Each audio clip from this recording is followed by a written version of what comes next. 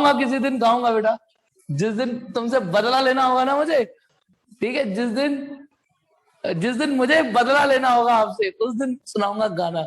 जब फीस नहीं दे रहे होगे ना, तब तो मैं गाना सुना सुना के कान में खून निकालूंगा तुम्हारे। ठीक है, चलिए लेट्स स्टार्ट बेटा। चलिए क्वेश्चन स्टार्ट कर रहा हूं। जैसे एक क्वेश्चन ये ले रहा हूं मैं, क्वेश्चन 57 शीट का। N AC circuit having an, एक एसी सर्किट है, उसमें इंडक्टर है, रजिस्टर है, ठीक है, सीरीज में है, ठीक है, और कुछ दे नहीं रखा। फिर ये दे रखा है एसी सर्किट से जुड़ा हुआ है, ड्रॉज अ पावर ऑफ, कितनी पावर खर्च कर रहे हैं ये, 560 वाट, 560 वाट खर्च कर रहे हैं from N AC source. Mark, उसकी जो मार्किंग है 210 वोल्ट, 60 हर्ट्ज, ये एसी सोर्स का कॉन्फ़िगरेशन है। If the power factor of the circuit is cos 5 भी दे रखा है, 0.8 पावर फैक्टर।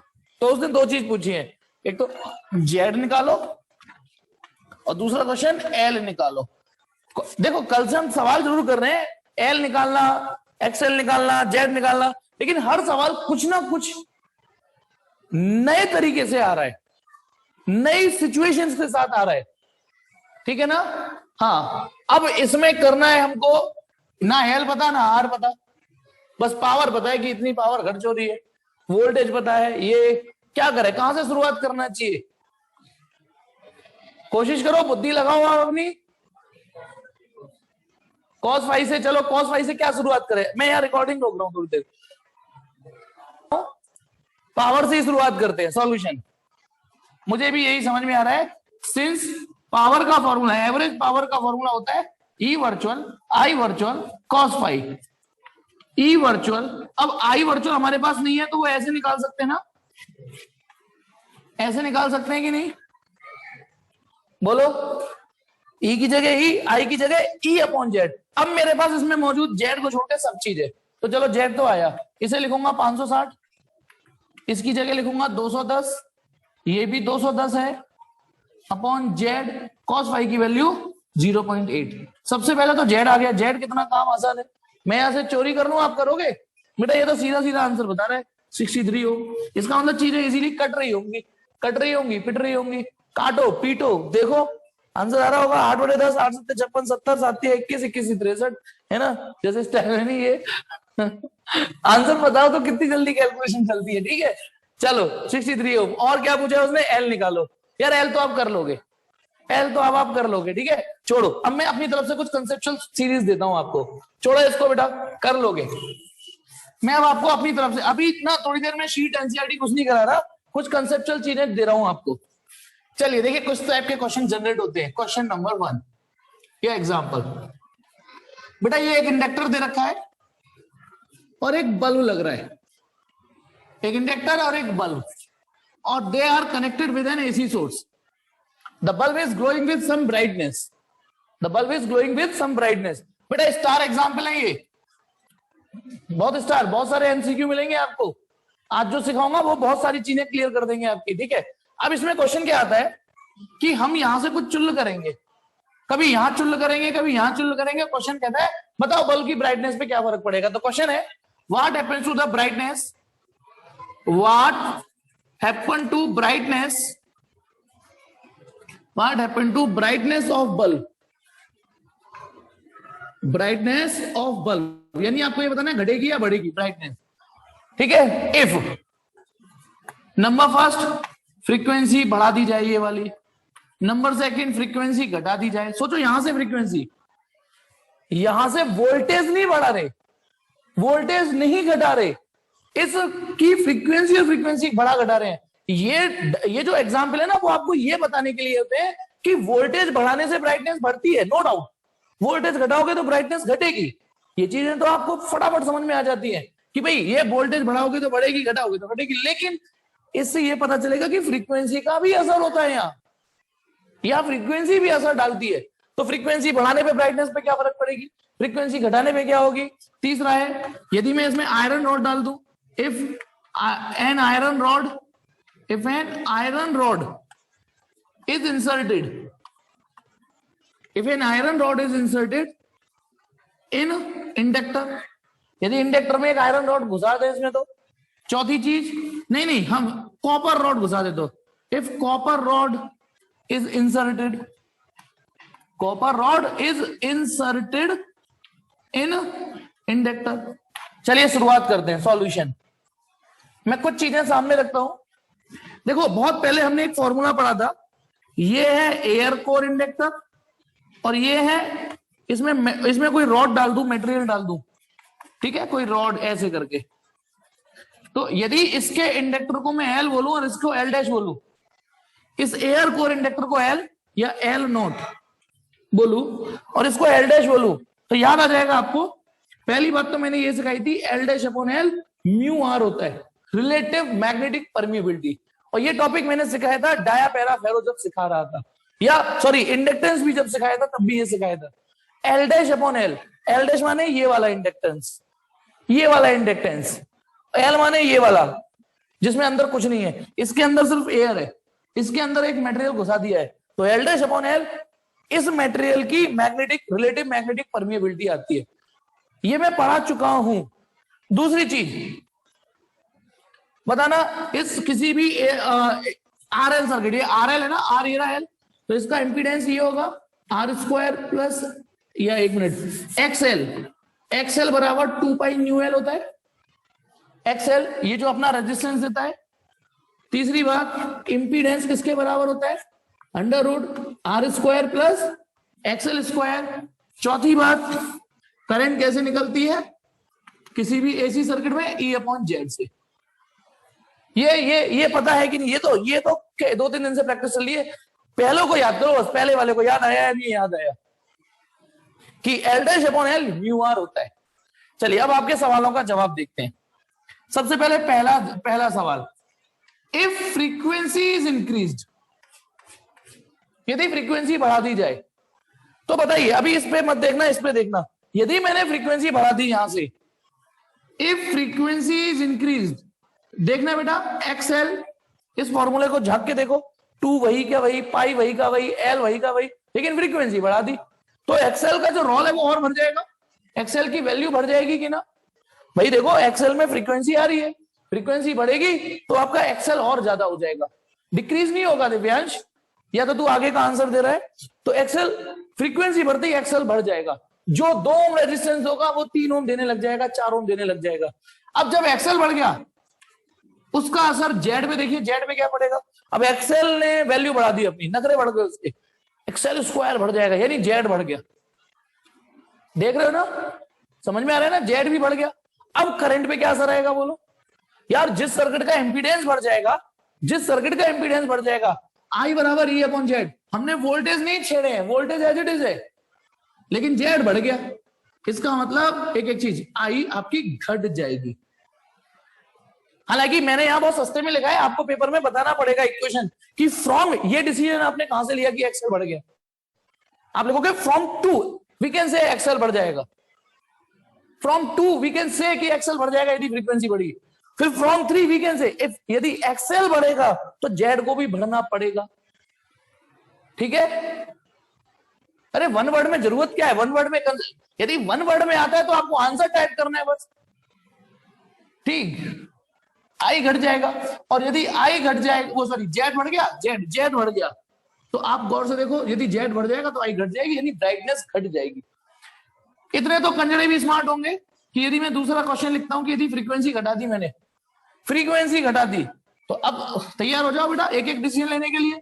यदि फ्रीक्वेंसी घटा दी तो सबसे पहले एक्सएल पैसा रहेगा, एक्सएल घट जाएगा, देन एक्सएल घट जाएगा, इसका मतलब फिर जेड घटेगा, जब एक्सएल का रोल खत्म होगा तो जेड का रोल कम होगा, और जेड कम होगा तो इसका मतलब आपका आई बढ़ेगा, इसका मतलब ब्राइटनेस बढ़ेगी। देखा आपने, फ्रीक्वेंसी से भी ब्राइटनेस घटाई बढ़ाई जा सकती है, ये चीज अपने दिल में दिमाग में समाइए, मतलब घुसाइए कि फ्रीक्वेंसी घटा बढ़ा के भी ब्राइटनेस चेंज हो रही है। तीसरा है कि यदि हम इसमें आयरन रॉड डाल दें, इसमें आयरन रॉड स्लाइड कर दें, अभी तो ये नंगा है, इसके अंदर एयर है, सिर्फ आयरन रॉड डाल दे, तो सुनिए बेटा, आपको ये पता होना चाहिए, सिंस तीसरे question, iron is ferromagnetic material, ferromagnetic material. और जो फेरोमैग्नेटिक मटेरियल होते हैं उनका म्यू आर 1 से अच्छा खासा 1 से बड़ा होता है। इसीलिए मैंने डाया पैरा फेरो भले सिलेबस से हट गए, लेकिन मैंने आपसे उस समय भी कहा था कि इन वैल्यूज को याद रखना, इन चीजों को तो याद रखना कि आयरन फेरोमैग्नेटिक मटेरियल है, इसका म्यू आर 1 से अच्छा खासा बड़ा होगा। अब जब म्यू आर 1 से बड़ा होगा तो म्यू आर को मैं एल डैश अपॉन एल लिख सकता हूं। तो और म्यू आर किसके बराबर है? म्यू आर 1 से बड़ा है आयरन का, ठीक है। ध्यान करो, गैल्वेनोमीटर में आयरन डाला इसलिए जाता है, शक्तिमान बना देता है वो गैल्वेनोमीटर को, शक्तियां खींच देता है आयरन, मतलब मैग्नेटिक फील्ड की। तो अब एल को उधर ले जाओ। अब बताइए यहां से क्या मतलब निकला आपका कि यदि मैंने आयरन डाल दिया, देखो ये आयरन डाला हुआ, तो जो नया इंडक्टेंस आएगा वो बढ़ा हुआ आएगा, नया एल डैश माने नया इंडक्टेंस। आयरन घुसने के बाद जो इंडक्टर है यानी ये वाला, वो इससे बड़ा आएगा। तो इसका मतलब एल की वैल्यू पे क्या असर हुआ? इसका मतलब इंडक्टेंस पहले से बढ़ गया या घट गया? आयरन डालने के बाद, आयरन डालने के बाद इंडक्टेंस। बेटा ऐसे मैं कंफ्यूज हो जाऊंगा, अब आगे का मुझे सीधे से नहीं पता आगे ब्राइटनेस बढ़ेगी घटेगी। इसका मतलब आपका इंडक्टेंस वैल्यू बढ़ जाएगी, इंडक्टेंस बढ़ जाएगा। तो आ जाइए इस फॉर्मूले पे वापस, बताइए यदि इंडक्टेंस बढ़ जाएगा तो इसका मतलब क्या हुआ? एक्सएल बढ़ जाएगा। भाई यदि इंडक्टेंस वैल्यू बढ़ गई, पहले से ज्यादा हो गई, जो इंडक्टर 2 हेनरी का था वो 3 हेनरी का हो जाएगा, ये बढ़ गया तो एक्सएल और बढ़ जाएगा। पहले फ्रीक्वेंसी बढ़ रही थी, अब एल बढ़ रहा है। ये जो चुल्ल करी थी फ्रीक्वेंसी, ये चुल्ल करी थी, फ्रीक्वेंसी बढ़ने से एक्सएल बढ़ा, अब एल बढ़ने से भी तो एक्सएल बढ़ेगा। एक्सएल बढ़ गया, एक्सएल के बढ़ने से जेड पे प्रभाव आएगा, जेड बढ़ जाएगा। देखो ये रहा एक्सएल, जेड बढ़ जाएगा, और जेड बढ़ जाएगा इसका मतलब करंट कम हो जाएगी, करंट कम हो जाएगी, जेड बढ़ेगा करंट कम हो जाएगी, यानी ब्राइटनेस कम हो जाएगी, ब्राइटनेस कम हो जाएगी। ठीक है। डी, पता है ये जो वो होते हैं जो जन्मभूमि में, अभी पहले इस सवाल को कर लेते हैं फिर बताता हूं और अच्छा लगेगा। पहले इसको, चौथा सवाल है, नहीं हमने कॉपर डाला, नहीं हमने कॉपर डाला। If copper rod is inserted, if copper rod is inserted, तो सिंस कॉपर, ये याद होना चाहिए, डाया होता है। और मैंने 2 मटेरियल याद करवाए हैं, कॉपर के अलावा दूसरा कौन सा मटेरियल था याद करो। कॉपर के अलावा एक मटेरियल और याद करवाया कि जो डाया में याद कर लो, कम से कम 2 तो याद कर लो, कॉपर एंड, टाइप करो जल्दी से, कॉपर एंड, बिल्कुल ठीक माधव, वेरी गुड। अभय पाठक, बिस्मथ, इन 2 के जवाब आए, अभय और माधव, शाबाश। बिस्मथ, प्रिंस का भी आया, कृति का भी आया, ठीक है। लेकिन फिलहाल क्योंकि कॉपर एक्शन में है तो कॉपर डाया होता है। And for dia, for dia magnetic material mu r की वैल्यू 1 से कम रहती है। जो डाया मैग्नेटिक मटेरियल होते हैं वो म्यू आर 1 से कम देते हैं। इसका मतलब जब म्यू आर 1 से कम होगा, म्यू आर 1 से कम होगा तो एल डैश अपॉन एल भी 1 से कम होगा, एल डैश अपॉन एल भी 1 से कम होगा। इसका मतलब एल डैश की वैल्यू एल से कम होगी। सुनिए सुनिए सुनिए, सुनो सुनो सुनो दुनिया के लोगों, देखिए ये कौन सा इंडक्टर है जब एयर थी, ये कौन सा है जब कॉपर आ गया। अब तो कॉपर है ना, कॉपर वाले को आप एल डैश बोले, यानी कॉपर डालते ही इंडक्टेंस के नखरे कम हो जाएंगे, कॉपर घुसाते ही इंडक्टेंस की वैल्यू कम हो जाएगी। ठीक है ना। अब देखो हमारी बॉडी में भी साला जब हम नान खाते हैं, रसगुल्ले खाते हैं, ये तो हमारी बॉडी का वेट बढ़ जाता है, ओ पेट भारी हो गया, रात भर डकारे आती खट्टी खट्टी ये। लेकिन हम यदि हाजमोला खा लें, इनो पी लें तो थोड़ा हल्का भी महसूस होता है। तो 2 तरीके की चीजें हैं। तो आयरन वो चीज है जो बढ़ा देगा इंडक्टेंस वैल्यू, और कॉपर थोड़ा हाजमोला टाइप का है जो इंडक्टेंस वैल्यू घटा देता है, एल डैश की वैल्यू। अब आगे समझ गए, इसका मतलब कॉपर डालने से इंडक्टेंस पे क्या फर्क आ गया, इंडक्टेंस घट गया। अब आगे डिसीजन सीरीज लगी हुई है, इंडक्टेंस घटेगा तो इसका मतलब उसका प्रभाव एक्सएल पे, एक्सएल घट जाएगा, एक्सएल घट जाएगा, एक्सएल घट जाएगा तो इसका मतलब जेड भी घट जाएगा। और जब जेड, जेड माने पूरे सर्किट का नेट इंपीडेंस या रेजिस्टेंस, जेड घटेगा तो करंट बढ़ जाएगी। तो देखा बेटा, कॉपर ये डेमोन्स्ट्रेशन बनाने के लिए भी यूज कर सकते हो, लेकिन आपके में डेमोन्स्ट्रेशन आएंगे नहीं कि एक सर्किट बनाइए, जब उसमें आयरन डाल रहे हो तो ब्राइटनेस घट रही है और कॉपर रॉड डाल रहे हो तो ब्राइटनेस बढ़ रही है। देखा आपने।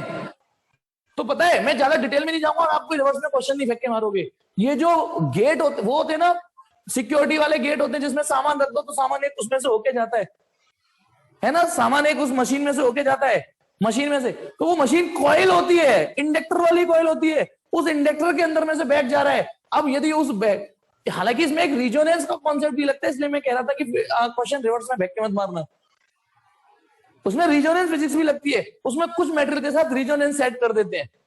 तो जैसे उस इंडक्टर में से कुछ निकलता है, जैसे कुछ भी मेटल निकलता है तो टू टू की आवाज आती है ना, उससे ही मतलब नहीं है। कृष्ण जन्म मूवी पे है ये सिक्योरिटी गेट, जब हम उस गेट में से एंटर करते हैं टू, वो टू की आवाज इस वजह से आ रही है, उस टू की वजह। जब इस इंडक्टर में से कुछ निकलेगा, कुछ भी पास होगा, तो यहाँ फ्लक्चुएशन होंगे कि नहीं होंगे, उस फ्लक्चुएशन होंगे कि नहीं होंगे। बल्ब की बजाय फ्लक्चुएशन से वो मान लगा लो सेंसर, या सेंसर लगा लो बल्ब की जगह, कि कुछ भी फ्लक्चुएशन हो आवाज करने लग जाए। थोड़ा थोड़ा ये फिजिक्स होती है कि जब हम उस सिक्योरिटी गेट में से घुस रहे होते हैं तो एक तरीके से इंडक्टर में से घुस रहे होते हैं। इंडक्टर, हमारी जेब में कुछ मेटल वेटल होगा, तुरंत टू टा टी की आवाज आने लग जाएगी, क्योंकि इसमें से कुछ भी घुसता है तो फ्लक्चुएशन तो हो ही रहा है। कॉपर घुस रहा है तो फ्लक्चुएशन, आयरन घुस रहा है तो फ्लक्चुएशन। कुछ तो पता चल गया ना, मेटल डिटेक्टर, कुछ तो पता चली गया ना, मेटल तो घुसा ही है। तो एक जल्दी से एसएस मारिए इसका, इंपॉर्टेंट क्वेश्चन है ये, सारी चीजें क्लियर कर दी। अब यहां पर मैं आपसे एक क्वेश्चन देखता हूं कि a प्लस बी का होल स्क्वायर सिखाने के बाद c प्लस डी का होल स्क्वायर कर पाते हो या नहीं। जल्दी से स्क्रीनशॉट मारिए, टिक टिक 1, टिक टिक 2, 3, 4, 5। अब मेरा क्वेश्चन क्या है, देखिए नेक्स्ट क्वेश्चन, जवाब दीजिएगा। वो ये कि चलिए ये इंडक्टर है और ये ना बल्ब है, ठीक है, और ये रहा एक एग्जांपल। क्वेश्चन मेरा ये है कि यदि मैं स्टील रॉड घुसाऊं, इसमें स्टील रॉड घुसाऊं, तो बल्ब की ब्राइटनेस में क्या फर्क आएगा। क्या रुक रहा है बेटा, नहीं बेटा वीडियो तो ठीक आ रहा है, यहां ठीक आ रहा है बेटा। हाँ, तो मेरा क्वेश्चन ये है मेरा क्वेश्चन ये है कि यदि मैंने इसमें स्टील रॉड डाली, स्टील रॉड डाली, तो बताइए ब्राइटनेस पे क्या, मक्खन, क्या मक्खन, क्या लिख रहा है बता, अच्छा वीडियो मक्खन आ रही है। हाँ, मेरा क्वेश्चन प्लीज, यदि मैंने इसमें स्टील रॉड डाली, स्टील, आयरन डाल दिया, कॉपर डाल दिया, अब स्टील रॉड डाल रहा हूं, बताइए what will happen to the brightness of the bulb. Gaurav ने बता दिया आंसर और एक ने बता दिया, वन ने, बिल्कुल ठीक। हाँ, बाकी लोग सोचिए अब आपको। हाँ हाँ खुशी, बिल्कुल ठीक। अभय ने कहा घट जाएगी ब्राइटनेस, अभय ने कहा घट जाएगी। हाँ तो खुशी आंसर तो दे।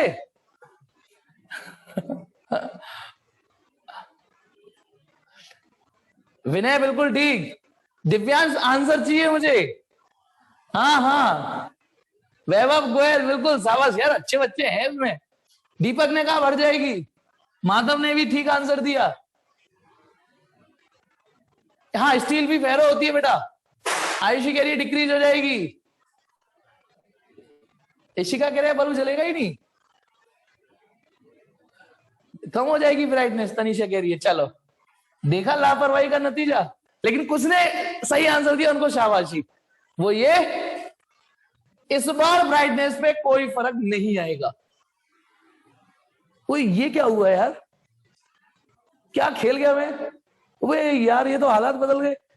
इस बार मैंने यार डीसी लगाई है, गौर से देखिए, थोड़ा आपको दिमाग कंसंट्रेशन वहीं ले गया, आप गौर से देखिए, इस बार डीसी लगाई है, और डीसी में फ्रीक्वेंसी का कोई, डीसी में, अब देखिए ये डीसी है ना, ये भाई साहब एक्सएल जीरो देंगे हमेशा, परमानेंटली जीरो देंगे, परमानेंटली। सुनो सुनो रुको जरा, एक्सएल की वैल्यू 2.UL होती है।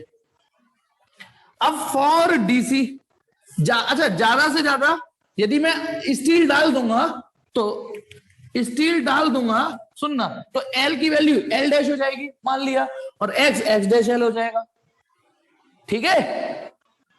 हाँ हाँ हाँ, तो जानबूझ के फंसाया था मैंने, ठीक है भाई। यदि एल की वैल्यू एल एल डैश हो जाए तो एक्सएल एक्सएल डैश हो जाएगा, लेकिन यदि डीसी है तो 2π0L और 2π0L डैश, आना तो आंसर जीरो ही है। तुम ध्यान करो, डीसी की फ्रीक्वेंसी जीरो होती है, inductor gives smooth path for DC, तो इसका मतलब तुम चाहे ऐसे कर लो, चाहे इसमें रॉड डाल दो, ये तो जीरो रेजिस्टेंस देगा। तो क्या लगता है ब्राइटनेस पे क्या फर्क पड़ेगा? बताओ क्या लगता है ब्राइटनेस पे क्या फर्क पड़ेगा? फाइनल आंसर दो। कोई फर्क नहीं आएगा, क्योंकि जो रेजिस्टेंस है वो यही है, ये कुछ नहीं करता डीसी में। तो brightness remains as it is. और ये हाँ कछु नहीं, बिल्कुल ठीक। और ये मैंने नहीं फंसाया, बोर्ड वाला फंसाता है आपको। बोर्ड में ऐसा क्वेश्चन आया है, ये क्वेश्चन नंबर, चलिए मुझे ढूंढना पड़ेगा, लेकिन फिलहाल मैं एक दूसरा क्वेश्चन दे रहा हूं। क्वेश्चन नंबर 82, क्वेश्चन नंबर 82 है शीट का। सुन लो, कंसेप्चुअल क्वेश्चन है। यू आर गिवन, तुमको कुछ सामान सट्टा दिया जाएगा। You are given an air core coil. देखो एयर कोर कॉइल दिया आपको, एक बल्ब दिया है, एक बल्ब दे दिया, एक आयरन रॉड दी है, एक आयरन रॉड दी है ना, एक आयरन रॉड दे दी, और एक source of electricity, source of electricity. समझ गए? पर साला इस सवाल में ये नहीं पता कि ये सोर्स डीसी है या एसी है। ये क्लियरिफाई नहीं हो पा रहा कि ये सोर्स डीसी है या एसी है, ये नहीं पता। आपको ये चार सामान मिलेंगे, एक ये मिलेगा, एक ये मिलेगा, एक ये मिलेगा, एक ये आयरन रॉड है ये, ठीक है, इंडक्टर आयरन रॉड। तो आपको ये कह रहे हैं suggest the method to find whether the given source is DC और एसी। आपको एक मेथड जुगाड़ करनी है, कुछ ऐसा कि जिससे ये पता चल जाए कि ये डीसी है या एसी है। तो कितने लोग जवाब दे सकते हैं? मैं यदि उनकी वॉइस ऑन करूं तो जो जवाब दे सकते हैं। हाँ, यदि ब्राइटनेस पे कोई फर्क नहीं पड़ेगा तो डीसी। फास्टेस्ट फिंगर फर्स्ट खुशी। हाँ, लेकिन इसमें बिल्कुल ठीक। लेकिन यदि हम इसमें जवाब देंगे ना तो थोड़ा एक चीज और। आइए आज हमको आपको गाजर का हलवा बनाने की रेसिपी बनाते हैं। थोड़ी गाजर लीजिए, उन्हें घिस लीजिए, कढ़ाई में डालिए, दूध डालिए, चीनी मक्खन जो भी डालना है, लेकिन नहीं बना गाजर का हलवा क्योंकि गैस तो ऑन ही नहीं करी थी। तो पहले हमें ना इस सर्किट में ये बताना पड़ेगा कि at first connect these three element in series. पहले इन तीनों को सीरीज में जोड़ो। आपने जवाब तो ठीक दिया कि इंडक्टर लीजिए, बल्ब लीजिए और ये सोर्स जो भी है डीसी एसी भगवान, इन तीनों को सीरीज में जोड़ दीजिए। कर दिया। आयरन रॉड नहीं जुड़ेगा सीरीज में, ठीक है। अब bulb is glowing with some brightness definitely. अब यदि आपने इसमें आयरन रॉड डाला, आयरन रॉड डाल के चेक करेंगे, आयरन रॉड डालने पर इस पर कोई प्रभाव नहीं आ रहा, तो इसका मतलब ये, बोलो, यदि आयरन रॉड डाला तो इसका मतलब, और कुछ प्रभाव नहीं आया तो ये डीसी है। और आयरन रॉड डालने के बाद फ्लक्चुएशंस आ गए। अब मैं तो भूल गया क्या हुआ था एसी में। आयरन रॉड डाल के एल बढ़ गया था तो ब्राइटनेस घट गई थी। हाँ, तो ओबियसली घटेगी, या मतलब आप इतना ही याद रख लीजिए फ्लक्चुएशंस आएंगे। तो इसका मतलब ये एसी सोर्स है। तो समझ में आया ये? चलिए आइए same to same question capacitor के लिए करते हैं। अब एक कैपेसिटर के लिए करते हैं क्वेश्चन। देखिए नेक्स्ट एग्जांपल, ये रहा एक कैपेसिटर और ये रहा एक बल्ब। ये रहा कैपेसिटर और एक रहा बल्ब। डीसी में तो खैर ये चलेगा ही नहीं, इसमें नहीं मैं वो बना सकता आपको मैं, उसमें तो मैंने फंसा दिया आपको, ठीक है। ठीक है, मैंने एक बार यही क्वेश्चन स्टील वाला एक लड़की से पूछा था अपने, जब मैं पढ़ता था ना, ठीक है। मैंने लड़की फंसा ली, ऐसे ही फंसाता है लड़की, है नहीं, फंसा दी लड़की। ऐसी सवालों से फंसा पाता हूं मैं बस, ठीक है। चलिए एसी सोर्स, ये इधर देखिए। हाँ, अब सीन क्या है, फिर से कैपेसिटर बल्ब एसी सोर्स ये जुड़ी हुई है, ठीक है। हाँ, अब यहां पर सवाल ही आता है वही, what happens to the brightness of bulb, what happens to the, हाँ, what happens to the brightness of bulb. बताया नहीं था, ज्योति तो पड़ी थी, प्रकाश ज्योति, नहीं प्रकाश ज्योति। अरे तो यार खुद को खुश रखने के लिए कुछ भी, है नहीं, कोई वैसे थोड़ी नहीं फंसाई मैंने, ठीक। अरे यार मेरी तो लाइफ में मेरे से कभी एमसीक्यू भी ठीक नहीं हुई। ए बी सी डी, मेरे पास 4-5 ऑप्शन थे लड़कियों के लिए टिक करने के लिए, जिस टिक पे करता था वही गलत जाता था। जिस लड़की पे टिक करता अलग वही गलत, तो मेरे तो तुक्के भी ठीक नहीं होते। मैंने चलो अक्कड़ मम्मी वो इस पे टिक लगाया, वही गलत निकला ऑप्शन, है नहीं। चलिए हाँ, मुद्दे पर आते हैं। अब सवाल, अब ध्यान रखना, ये कैपेसिटर, अब की बार यहाँ इंडक्टर नहीं है, कैपेसिटर है। अब यहां क्वेश्चन क्या आएगा कि यदि यहां फ्रीक्वेंसी बढ़ा दी तो, फ्रीक्वेंसी घटा दी तो, और तीसरा उसमें आयरन रॉड और कॉपर रॉड डाली थी ना, इसमें डाइलेक्ट्रिक डाल दिया तो dielectric is inserted, dielectric is inserted in between the plates. ठीक है, डाइलेक्ट्रिक डाल दे तो। चलिए इसमें 3 ही क्वेश्चन है, डाइलेक्ट्रिक ही डाल सकते हैं, यहां पे ये ऑप्शन नहीं होता कि, चलिए अभी समझाता हूं। और सॉल्यूशन, सॉल्यूशन से पहले तो 4 सीरीज लिखता हूं, ये बताना C upon C not, C M upon C not क्या होता था, सी एम, देखो ये तो सी नॉट है और इसमें यदि डाइलेक्ट्रिक ठूस दूं तो ये सी एम हो जाता था, याद आया? तो C M upon C not क्या होता था, पहला फॉर्मूला ये। दूसरा एक्स सी 1/2 पाई न्यू सी होता है, एक्स सी 1/2 पाई न्यू सी होता है यहां पे, ठीक है। और एक जेड, अब ये जेड, अब ये आरसी सर्किट है तो √r² प्लस XC², यही तो लगेगा यहाँ इंपीडेंस। और करंट कितनी होगी यहाँ, E/Z। यहां पर भी 4 फॉर्मूले। तो सबसे पहले देखते हैं फ्रीक्वेंसी बढ़ा के क्या फर्क पड़ा। सबसे पहला, यदि मैंने फ्रीक्वेंसी बढ़ाई, इफ फ्रीक्वेंसी इज इंक्रीज, तो यहां से शुरुआत करो सोचने की, शुरुआत करिए सोचने की। अच्छा इतना लंबा आंसर दे दिया, अब मैं पढ़ नहीं पाऊंगा, ठीक। फ्रीक्वेंसी आप अपना मैच कर लेना है ना, फ्रीक्वेंसी बढ़ा दी तो बताइए, इफ फ्रीक्वेंसी बढ़ा दी तो उसका असर XC पर क्या जाएगा, फ्रीक्वेंसी बढ़ा दी तो XC कम हो जाएगा, कम हो जाएगा ना XC। Capacitive reactance, capacitive reactance कम हो जाएगा क्योंकि फ्रीक्वेंसी इस बार डिनोमिनेटर में इनवर्सली है, फ्रीक्वेंसी बढ़ी तो XC कम हुआ, XC कम हो गया तो उसका असर Z पे क्या आएगा बोलो। अब ये कम हो चुका है, ये फैक्टर ये कम हो चुका है तो Z भी कम हो जाएगा, Z कम हो जाएगा इसलिए करंट बढ़ जाएगी, और करंट बढ़ जाएगी तो फिर तो पता ही है ब्राइटनेस बढ़ गई। नेक्स्ट पॉइंट, इतने तो कंजड़े भी स्मार्ट है, यदि फ्रीक्वेंसी घटाऊंगा तो उन्हें क्या डिसीजन लेना है। मैं तीसरे पे आता हूं। अब आता है यदि डाइलेक्ट्रिक डाल दिया, डाइलेक्ट्रिक डाल दिया तो तुम्हें पता है इंडक्टर में तब भी इंडक्टेंस बढ़ भी सकता है घट भी सकता है। अभी अभी देखा हमने, आयरन डाल रहे थे तो इंडक्टेंस बढ़ गया था, कॉपर डाला तो इंडक्टेंस घट गया था क्योंकि फेरो और डाया का चक्कर है। लेकिन कैपेसिटेंस में कूड़ा भी डाल दोगे तो कैपेसिटेंस वैल्यू बढ़ जाती है। क्यों बढ़ जाती है? क्योंकि जैसे हम डाइलेक्ट्रिक डालेंगे तो K की वैल्यू हमेशा 1 से बड़ी होती है, 1 के बराबर भी एयर के लिए होती है, K is always greater than 1, और K को लिख सकता हूं CM/C0, K की जगह लिख सकता हूं CM/C0, K equal to CM/C0। C0 को उधर ले जाओ। क्या मतलब निकल के आया कि यदि आप कूड़ा भी डालोगे इसका मतलब कैपेसिटेंस वैल्यू बढ़ रही है, समझ गए कि नहीं? डाइलेक्ट्रिक डालते ही कैपेसिटेंस बढ़ जाएगा, अब कैपेसिटेंस भी डिनोमिनेटर में, तो बताइए कैपेसिटेंस बढ़ जाएगा तो उसका असर XC पर आएगा कि XC घट जाएगा। कैपेसिटेंस बढ़ेगा तो XC माने कैपेसिटिव रिएक्टेंस या रेजिस्टेंस ऑफर्ड बाय कैपेसिटर, वो घट जाएगा।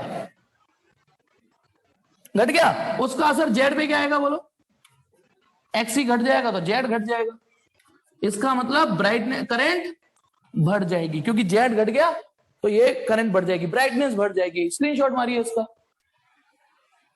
और यहां मैं मामू नहीं बना सकता, यहां DC लगाऊंगा तो बल्ब भी नहीं जलेगा क्योंकि कैपेसिटर ब्लॉक द DC, गेहूं के साथ घुन भी पिसेगा, फिर वो किसी में नहीं जाने देगा करंट। ये समझ में आ गया क्वेश्चन?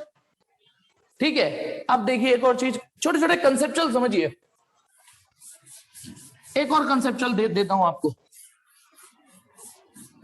एक और कंसेप्चुअल देखिए, समझिएगा, इसका भी स्क्रीनशॉट मार सकते हो आप, पहले सुन लो। नेक्स्ट एग्जांपल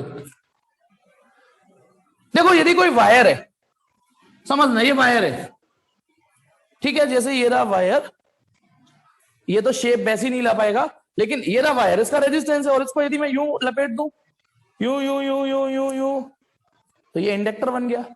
थोड़ा तमीज से नहीं आ पाएगा शेप में ये, लेकिन यही इंडक्टर बन गया। तो वायर से इंडक्टर बनते हैं। अब समझना, एक यदि मान लो एक कॉपर वायर है, copper Cu copper wire, wire, ठीक है। ये रहा। यदि मैंने इसको इंडक्टर की शेप दे दी, इस वायर को लपेट दिया और इस वायर का ही इंडक्टर बना दिया, बन गया इंडक्टर। अब इस इंडक्टर को डीसी भी यूज कर सकता है, एसी भी। अब इसे यदि मैंने डीसी के साथ कनेक्ट कर दिया, ये रहा डीसी, दिख रहा है ना, और इसी इंडक्टर को मैंने एसी के साथ कनेक्ट कर दिया। क्लियर है? चलिए, एक तो मैं ये डिस्कशन कराऊंगा मैं कि यदि मैं एक कॉपर वायर से इंडक्टर बनाऊं और उस इंडक्टर को यदि डीसी में यूज करूं और उस इंडक्टर को एसी में यूज करूं ना। दूसरी सिचुएशन, मैंने एक मैनगेनन वायर लिया, नाम भूल तो नहीं गए, मैनगेनन वायर, मैनगेनन वायर लिया। ये हाई रेजिस्टिविटी का वायर होता है। अच्छा, रीजॉइन करना है आप लोग की? हाँ, कोई भी बातों में ले लेता है। अब वो मुझसे बोली कि घर जाके फोन करूंगी, 5 साल हो गए, मुझे तो चिंता हो रही है, घर पे पहुंची नहीं पहुंची। हाँ, 5 साल हो गए, मुझे तो बहुत चिंता हो रही है, अभी तक फोन ही नहीं आया उसका कि घर चल के फोन करूंगी आपको। हाँ, तो वही तो कह रहा हूँ, यूं बोली 5 साल पहले कि घर जाती फोन करूंगी मैं। ठीक, अब यार किसका क्या। चलिए, अब आज ये मैनगेनन वायर लेते हैं। ठीक सर, मैंने तो आपको पूरी फीस दी थी, तो मतलब चलिए, छोड़ो छोड़ो छोड़ो छोड़ो, मैनगेनन वायर आप ना लौट फिर के उसी पे अटका देते हो, छोड़ो उसको। ये बड़े नालायक हो आप लोग, मुद्दा मिलना चाहिए आपको।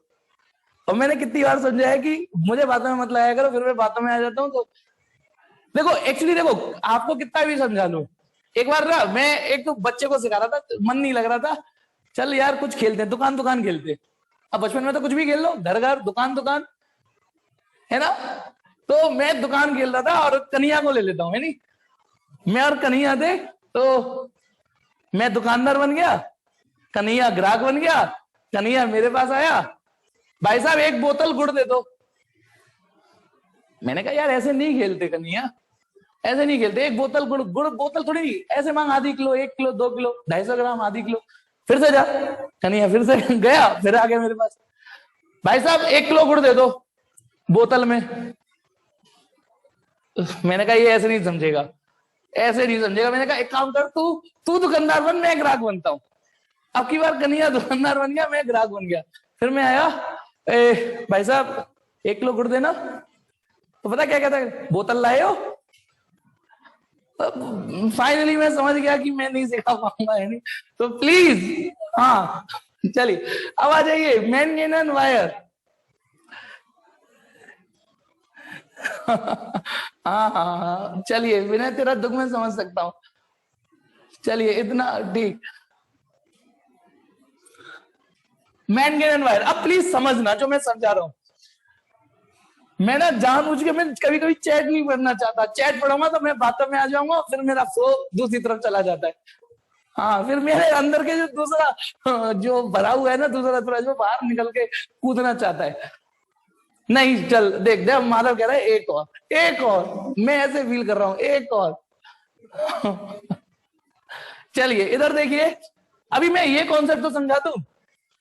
तो देखिए, यदि मैंने मैनगेनन वायर को लपेट दिया और उसका इंडक्टर बना दिया, उसका इंडक्टर बना दिया, ठीक है। चलिए, ये भी इंडक्टर है, अब इसे भी बन गया, बन के तैयार हो गया। हो सकता है ये किसी डीसी के हाथों में चला जाए बन के, और हो सकता है ये एसी के हाथों में चला जाए। साफ दिख रहा है डीसी एसी।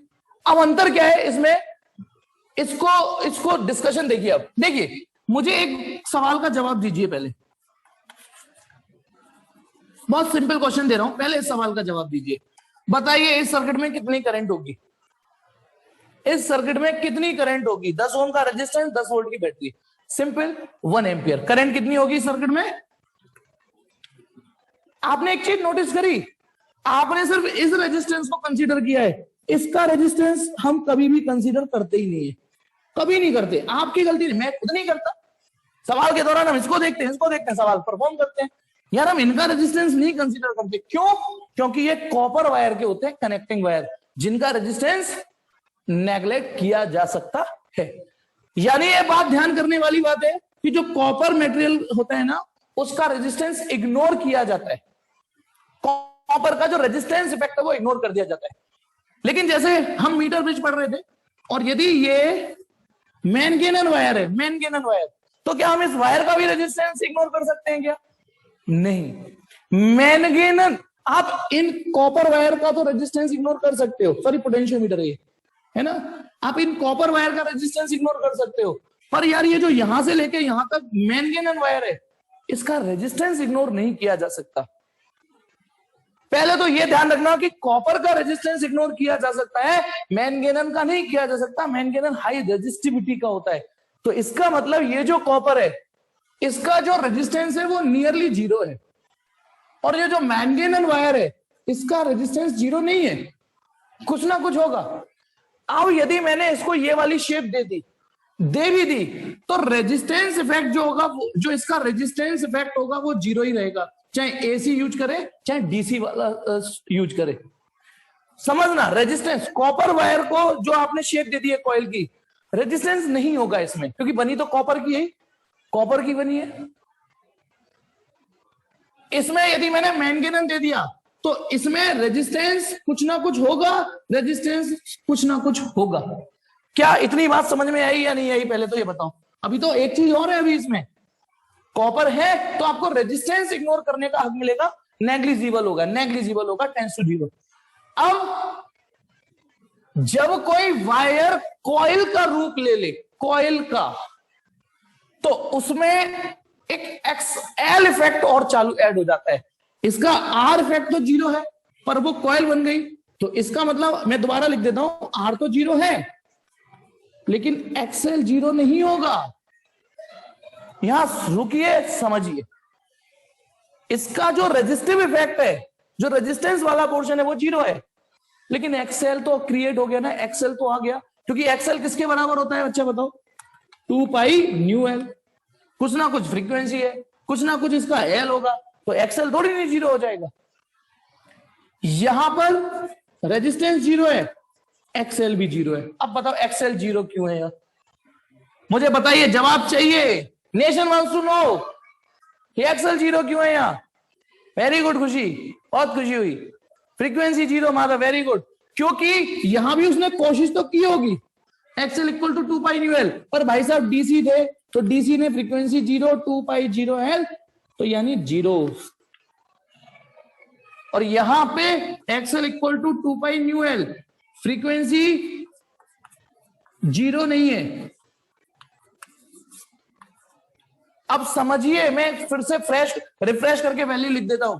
यहां इस कॉइल में रेजिस्टेंस तो जीरो है और एक्सएल भी जीरो है। इस जगह आर तो जीरो है लेकिन एक्सएल जीरो नहीं है। आ गया समझ में या नहीं आ गया? डीसी कभी भी एक्सएल क्रिएट ही नहीं कर सकता, डीसी में एक्सएल जनरेट ही नहीं होता। अब यहां बात करते हैं, यहां आर जीरो नहीं है, साफ दिख रहा है, मैनगेनन का बना हुआ है, रेजिस्टेंस है रेजिस्टेंस, एक्सएल की वैल्यू जीरो है।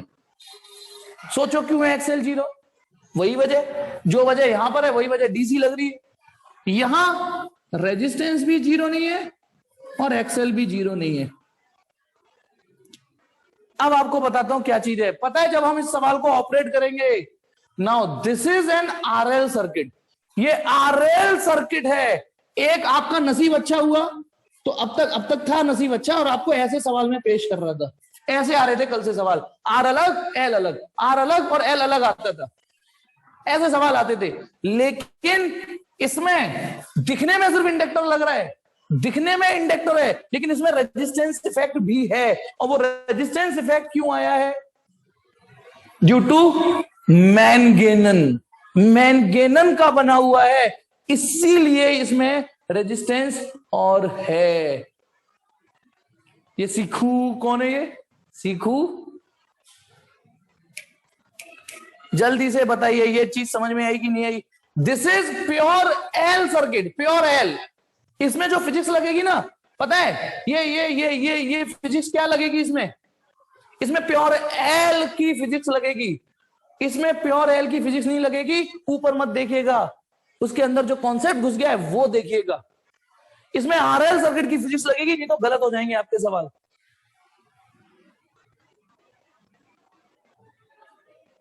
नहीं, इसी में था ना एक P Q R S J K L M N, P Q R S S किधर आता है मैं भूल गया। आर एस, हाँ ये देखो हमारे group C S H I K U double U triple U है शायद इसमें, सेखू सीखू हमारी इसमें बैठा हुआ है ना। हाँ, जल्दी से इसका स्क्रीनशॉट मारिए और समझिए इसको कि मैं क्या समझा गया, कि मैंने आपको क्या समझा दिया। आई डोंट नो, चलो अभी मेरा ध्यान सिर्फ पढ़ाने पर है, ठीक है। अच्छा, फैजू का छोटा भाई, भाई जवाब आया है फैजू का छोटा भाई सेखू। होपफुली कि आपको ये समझ में आ गया कि ये क्या गले से कॉपर। ऐसा सवाल आपको शीट में मिल जाएगा। यदि वो मैंगनीज वायर का बना हुआ है बोल रहा है तो ध्यान रखना this is an RL circuit, इसे आरएल सर्किट की तरह बिहेव करना, आरएल सर्किट की फिजिक्स लगाइएगा। चलिए next point, next question, next example.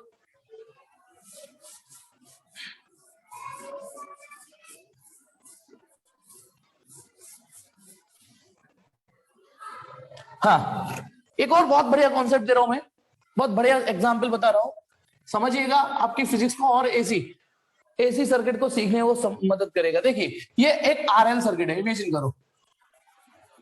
इसमें ना आपके बार बार हालात और जज्बात बार बार बदलेंगे, देखना। ये एक आरएल सर्किट है ना, तो इसका जो इंपीडेंस होगा वो क्या होगा, सुनो, है ना, ये आरएल सर्किट है। अभी सिर्फ इतना ही रह देता हूं। अब क्वेश्चन आया कि यदि मैं इसमें कैपेसिटर ऐड कर दूं, if capacitor is also inserted, समझना, कैपेसिटर कहता है कि I also want to join your party.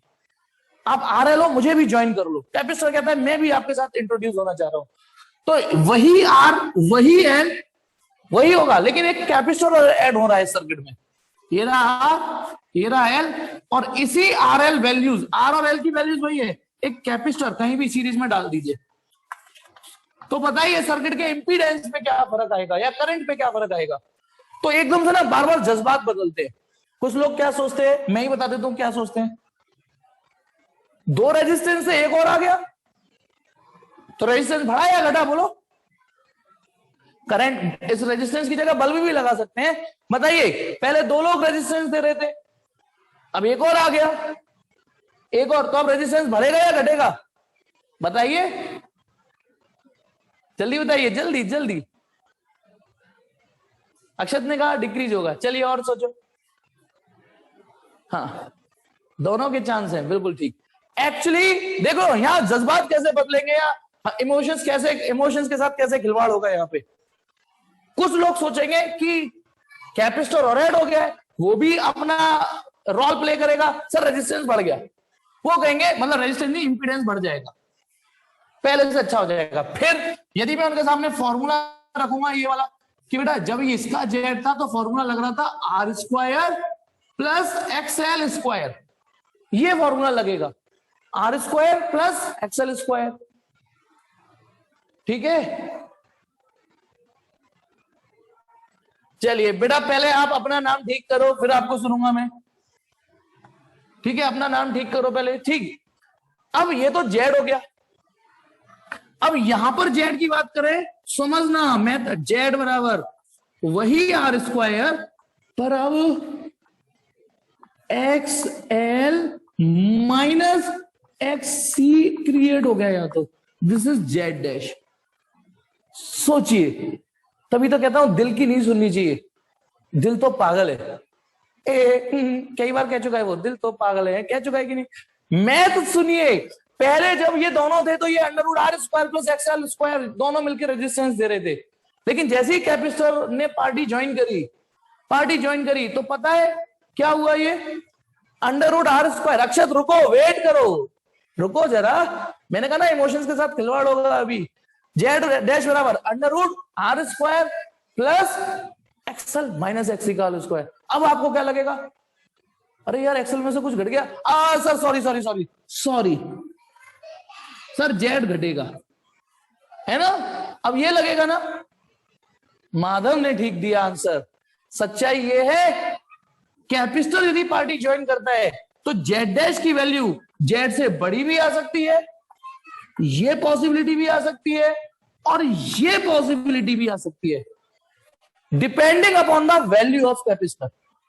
वो मैं एक्सप्लेन करूंगा, ऐसे नहीं थोपूंगा आपको, बकायदा प्रूफ के साथ बोलूंगा। लेकिन सच्चाई ये है, ये भी पॉसिबिलिटी जनरेट हो सकती है अक्षय, ये भी जनरेट हो सकती है, और इवन ये भी संभव हो सकता है ये। चलिए कैसे, पहले तो बताइए ये जेड क्या चीज है, इसका इंपीडेंस, और जेड एस क्या है, कैपिस्टर ने जब ज्वाइन कर ली पार्टी तो अब नया इंपीडेंस। अच्छा एक चीज और बता दूं आपको, आपसे कोई पूछे इस सर्किट में एक नया, इस क्वेश्चन से अलग है, इसमें कैपेसिटेटिव रिएक्टेंस निकालो, ठीक है, कैपेसिटेंस रिएक्टेंस निकालो, ठीक है।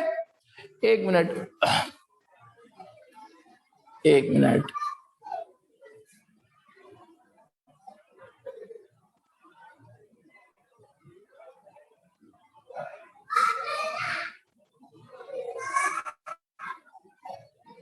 देखो यार कुछ दिन तो सही चली थी क्लास, है ना, फिर वो बकवास चालू हो गई, वही आ गया, फिर मैं, है ना, वही वही जो बकवास करना होता है, बीच में आ जाना, टीचर परेशान करने की कोशिश। फिर हम में से क्या होगा, मैं एक बार पासवर्ड चलो चेंज कर भी दूंगा तो हम में से कई ऐसे होंगे, अरे वही जो सीख हुए वो नहीं है, ठीक है, वो तो उसी से समझ गया मैं। फिलहाल चलो मैं डिस्टर्ब नहीं हो रहा, इधर भी देखो आप, ठीक। हाँ प्लीज प्लीज प्लीज इधर समझना, मैं क्या बता रहा था, क्वेश्चन से अलग हटके, यदि आपसे कोई पूछे इस सर्किट में इंडक्टिव रिएक्टेंस बताओ, इंडक्टिव रिएक्टेंस तो क्या निकालोगे, एक्सएल। आपसे कोई पूछे कैपेसिटिव रिएक्टेंस निकालो तो आप एक्ससी निकालोगे। लेकिन यदि एलसीआर सर्किट में कोई रिएक्टेंस पूछ ले तो आप क्या निकालोगे, अच्छा तुक्का मारो क्या निकालोगे। यदि आपसे कोई पूछे इस सर्किट का रिएक्टेंस बताओ, सोच के बताओ क्या निकालोगे। मैंने बताया नहीं है, लेकिन मैं आपसे वैसी तुक्का मारने की पूछ रहा हूं, रिएक्टेंस निकालो। उसने ये भी नहीं बोला कैपेसिटिव निकालो या इंडक्टेंस। आपको यदि हाँ इस सर्किट में ये पूछा रिएक्टेंस निकालो तो नोट कर लो, यदि एलसीआर सर्किट में केवल रिएक्टेंस पूछ रहा है तो आप एक्सएल माइनस एक्ससी निकालोगे, यानी नेट रिएक्टेंस। यदि एक्ससी बड़ा है तो एक्ससी माइनस एक्सएल निकाल जाओगे, ये होता है फिर रिएक्टेंस। नहीं नहीं नहीं, जेड माने इंपीडेंस होता है, उसने बोला रिएक्टेंस निकालो तो सिर्फ इतनी वैल्यू निकालनी होती है। ये बात मैं बताना भूल गया पीछे, लेकिन यदि रिएक्टेंस वर्ड है तो इतने हिस्से को बिना स्क्वायर किए जो इतना पोर्शन होता है उसे रिएक्टेंस बोलते हैं, जो बड़ा हो उसमें से छोटा माइनस करेंगे। हाँ तो वापिस आता हूं इस सवाल पे, इस सवाल में वापिस आता हूं कि मैंने कैसे कह दिया। तो सबसे पहले सुनिए सॉल्यूशन। मान लो जब आपने पार्टी ज्वाइन कराई कैपेसिटर को कि आजा सीरीज में जोड़ ले, तो एक्सी की वैल्यू कुछ भी हो सकती है, 10 20 ओम, 40 ओम, 50 ओम, 70 ओम, 90 ओम, ठीक है। इसकी वैल्यू ट्वाइस ऑफ एक्सएल भी तो हो सकती है, ट्वाइस ऑफ एक्सएल भी तो हो सकती है, ठीक है। मेरी बात सुनिए, यदि अब इसे सुनिए, मैं बाद में बात करूंगा ये भाई, ये भी तो हो सकता है कि ये जो आपने कैपेसिटर लगाया है इसके जुड़ते ही अपना काम तो करेगा, रेजिस्टेंस देगा, ये इससे दुगना रेजिस्टेंस दे, ये 5 ओम दे रहा है, ये 10 ओम दे। देन जेड डैश देखिए बेटा, देन जेड डैश देखने क्या आएगा, Z dash equal to under root r square plus XL minus 2XL का स्क्वायर। और जब एक्सएल में से 2XL जाएगा, ठीक है, माइनस एक्सएल जाएगा, माइनस एक्सएल आएगा, लेकिन उसका स्क्वायर हो जाएगा। तो जेड डैश कितना आ रहा है बेटा, सब लोग देखिए बेटा, कोई जादू नहीं है, सिंपल मैथमेटिक्स है। जेड डैश उतना ही आया जितना था, यानी जेड डैश किसके बराबर आया, जेड के बराबर। इसका मतलब जो नई करंट होगी वो पुरानी करंट के बराबर ही होगी, इस दोनों में बराबर। लेकिन कब, हर बार नहीं, जब आपके द्वारा लगाया गया कैपेसिटर इस तरीके का है कि वो दुगना रेजिस्टेंस ऑफर कर रहा है इंडक्टर के कंपैरिजन में। चलिए नेक्स्ट पॉइंट, दूसरी पॉसिबिलिटी, यदि आपने जो कैपेसिटर लगाया है उसकी वैल्यू ट्वाइस ऑफ एक्सएल से भी ज्यादा हुई, ट्वाइस ऑफ एक्सएल से भी ज्यादा हुई, मतलब 2XL नहीं, ट्वाइस ऑफ एक्सएल। जैसे ये 5 ओम है तो ये 10 ओम दे रहा था, ये तो ये वाला केस हो गया, और ये 5 ओम है और ये 11 ओम दे रहा है, मतलब इसका रेजिस्टेंस इससे दुगना है, दुगने से भी ज्यादा, सॉरी। तो if XC is greater than, एक सेगमेंट है वो गेट बंद कर दे, फिर चिल्लपो आती रहेगी, और ये वाला गेट भी बंद कर दे। अरे हाँ, तो चलिए बेटा, अब सपोज करो एक्सी की वैल्यू 2xl से ज्यादा है। एक एग्जांपल ले लेते हैं, से एक्सी इक्वल टू 3xl। बोलो 2xl से भी ज्यादा है एक्सी, 3 गुना दे रहा है, इमेजिन करो।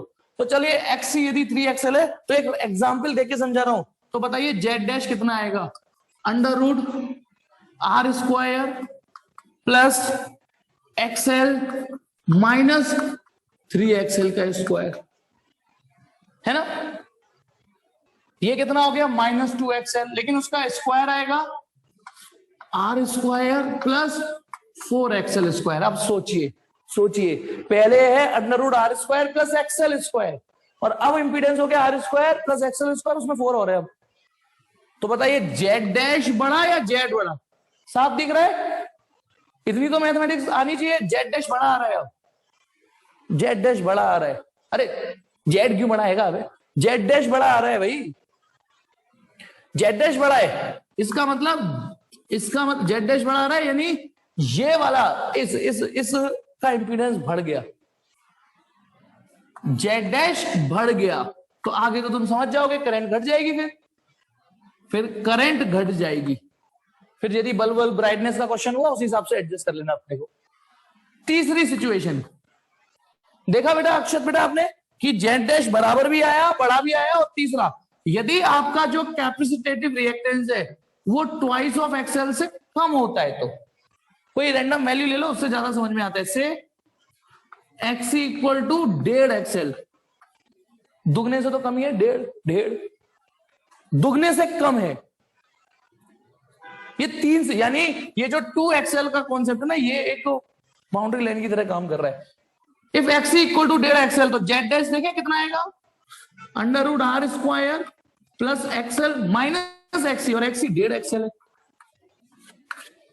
तो 1 में से 1.5 गए, 0.5 बचेगा, और 0.5 का स्क्वायर कितना आएगा बेटा, 0.5 ही तो बचेगा, 0.25। और 0.25 जो नहीं समझ पा रहे वो ऐसे समझो, r square plus 1/4 XL square, 0.25 का मतलब 1/, अब आप बताओ आर स्क्वायर वो एक्सएल स्क्वायर, ये एक्सएल स्क्वायर अपॉन 4 है। इसका मतलब इस बार जो जेड डैश आ रहा है, ये जेड है ना, इसका मतलब जेड डैश जेड से कम आ रहा है। तो तीनों पॉसिबिलिटी हो गई, जेड डैश बड़ा भी आ सकता है, बराबर भी आ सकता है। ये अब यहां एक क्वेश्चन और बताता हूं, जो एनसीआर, जो बोर्ड में कई बार पूछा है। ये तो पहले स्क्रीनशॉट मारिए, स्क्रीनशॉट मार लीजिए इसका पहले, टिक टिक 1 2 3 4 5। अब देखिए क्वेश्चन ये आया हुआ है, हाँ माधव बिल्कुल ठीक, सही पकड़े हो आपने। अब एक चीज सुनिए जो मैं बोल रहा हूं, क्वेश्चन बोर्ड का वो ये कह रहा है कि एक आरएल सर्किट था, बल्ब था और इंडक्टर था, इंडक्टर और बल्ब था। बल्ब का मतलब आर होता है, ध्यान रखना है ना, और वो एसी सर्किट में bulb is glowing with some brightness. सवाल ये आया कि यदि इसमें कैपेसिटर ऐड कर दिया गया, सवाल सुनना, अब सवाल की लैंग्वेज सुनना, कि हमने देखा कि जैसे ही हमने इस सर्किट में कैपेसिटर ऐड किया तो इसकी ब्राइटनेस बढ़ गई। वो ये कह रहा है कि हमने कैपेसिटर ऐड किया तो ब्राइटनेस बढ़ गई, एक्सप्लेन द रीजन। यानी अब आपको वही रीजन एक्सप्लेन करना है जो वजह रही होगी, यानी ये वाली वजह रही होगी, ये वाली। समझना क्वेश्चन, एक तो क्वेश्चन ये कि कैपेसिटर यदि पार्टी ज्वाइन कर ले तो क्या क्या पॉसिबिलिटी हो सकती है, तो ये तीनों पॉसिबिलिटी हो सकती हैं। लेकिन स्पेसिफिक क्वेश्चन ये पूछा है कि एक इंडक्टर सर्किट है, एक इंडक्टर का बल्ब है, बल्ब जल रहा था, उसमें आके कैपेसिटर ने पार्टी ज्वाइन कर ली, और ये देखा गया कि कैपेसिटर जुड़ने के बाद उसकी ब्राइटनेस बढ़ गई है बल्ब की। Explain the situation, explain the scene, phenomena. तो आप क्या दोगे, आप ये आप फिर ये तीनों एक्सप्लेनेशन नहीं दोगे, सिर्फ ये वाला दोगे। ये रहा होगा कि आपके कैपेसिटर के घुसते ही इफेक्टिव इंपीडेंस घट गया होगा। होपफुली कि आपको यह भी समझ में आया। और धीमे धीमे मैं आपको बताऊंगा जो रह गया रेजोनेंस, उसमें आपको यह सिखाया जाएगा कि इन तीनों को इस तरीके से यूज करो कि बल्ब अपनी मैक्सिमम ब्राइटनेस से जले। माधव ने तो आंसर दे दिया उसका, शाबाश, लेकिन बाकी सब लोग बाद में सोचेंगे कि बल्ब अपनी मैक्सिमम ब्राइटनेस से जले, क्या क्या जुगाड़ करनी चाहिए मैक्सिमम ब्राइटनेस से जुड़। फिलहाल इतना, आगे बढ़ते हैं। ठीक है, चलो इतना ही बहुत है बेटा, इतना ही बहुत है। अब तो खुश हो बेटा, अब ज्यादा देर नहीं।